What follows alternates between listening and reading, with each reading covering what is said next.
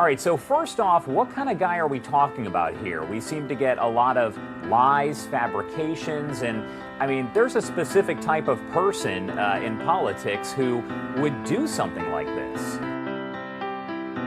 We reported yesterday on a poll which showed that 78% of people in embattled New York Congressman George Santos' district want him to resign. 78%. He just responded to that poll. What did he have to say?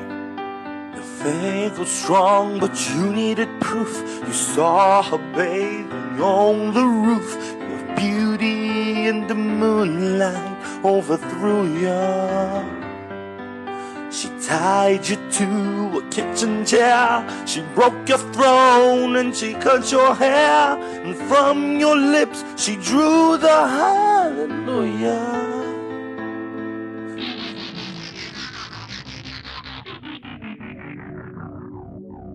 Hello and welcome to What the F*** Just Happened Today, your essential guide to the daily shock and awe in national politics. I'm Joe Amditis. Let's get to it.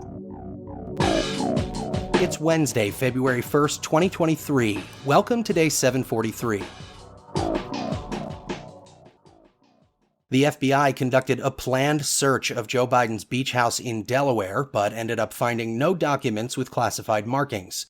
Biden's lawyer said the FBI did take some materials and handwritten notes that appeared to be related to his tenure as vice president.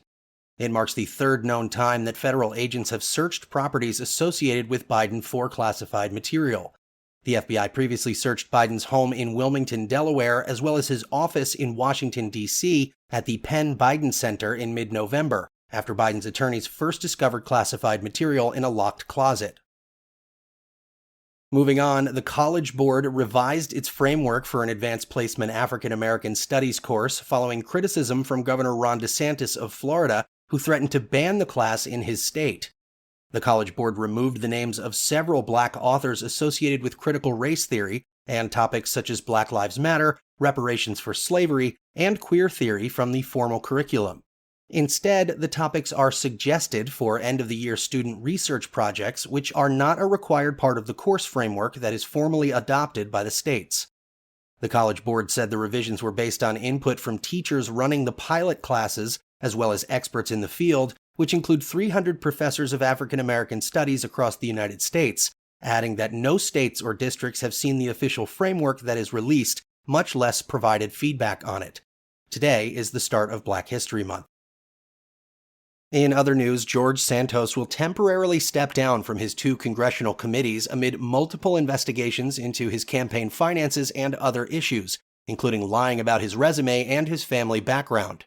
Santos told colleagues that he will step down from the House Small Business Committee and the Science, Space, and Technology Committee because he's a distraction.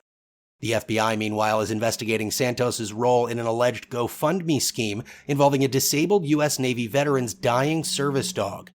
78% of voters in Santos' congressional district say they want him to resign, and 59% of New York voters more broadly.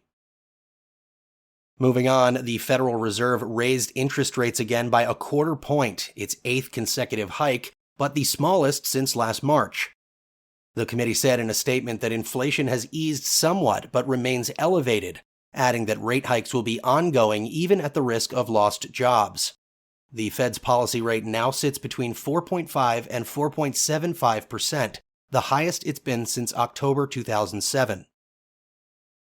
And finally, Biden will end the COVID-19 national and public health emergencies in May, formally restructuring the federal response to treat the coronavirus as an endemic.